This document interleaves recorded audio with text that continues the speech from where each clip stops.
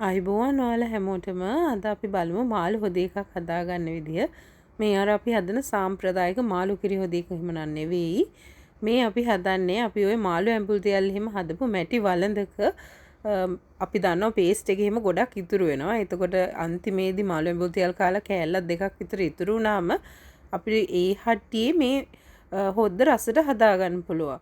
ඉතින් මම ගොඩක් වෙලාවල් වලට මාළු ඇඹුල් තියල් හදලා ඉවරුනහම මේ හොද්ද හදනවා ඒ ඇති දේ පාවිච්චි කරලා පාන් ඉන්දියාප්ප වගේ දේවල් කන්න.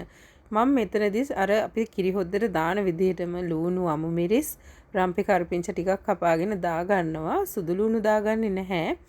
ඔයාලට පුළුවන් සුදු ලූණු. එතකොට උළු හාල් කුරුඳු පොත්තක් වගේ වුණත් මේකට එකතු කරගන්න. මම ඒ මුකුත් දාන්නේ නැහැ. මම මේ කපාගත්තු කලමනා ටික දාගෙන හොඳට උකු පොල් කිරි ටිකක් දාගන්නවා. මේක නම් අරන් තියෙන්නේ මම පිටිකල පොල් කිරි තමයි උකුවට දිය කරලා හදාගෙන තියෙන්නේ.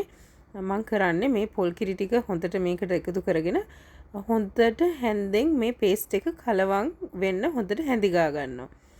මොකද මේ පේස්ට් එකේ තියෙන ඒ කියන්නේ අර මාළු කෑලි වල තියෙන පේස්ට් එක හොඳට එකතු වුණාම තමයි මේක ගොඩක් රස. ඉතින් අර පොල් කිරිවල හොද්දට කලවම් කරගන්නවා. මේ ඊට පස්සේ මම ලිපෙන් තියලා ලිප ටිකක් අඩු ගින්දරේ ටිකක් වෙලා උයා ගන්නවා හැඳි ගාන ගමන්.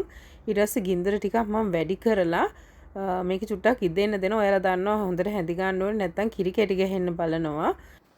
මම දැන් මේක ලිප ඕෆ් කරලා තව ටිකක් මේක හැඳි ගාගෙන මේක නිවෙන්න අරිනවා ටිකක්. ඉතින් ඊට පස්සේ මම කරන්නේ මේ නිවිච්ච හොදියකට දෙහි බෑයක විතර යුෂ එකතු කරගන්නවා. ඔයාලට මේ වෙලාවේ ලුණු මදි නම් ලුණුත් එකතු කරගන්න පුළුවන්. පොඩක් කල්පනාකාරී වෙන්න දෙහියේම දාන්න කලින් බලන්න. මොකද ගොරක පේස්ට් වල ඇඹුල් රස සමහර විට ඇති වෙන්න පුළුවන්. මේක ඉන්දියාප්ප පාන් වගේ කන්න හරිම රස හොද්දක්. ඉතින් ගෙදර මාළු ඇඹුල් තියලා හදලා අන්තිම කෑලි දෙක තුන වගේ ඉතුරු වෙද්දී ඔයාලත් හදලා බලන්න.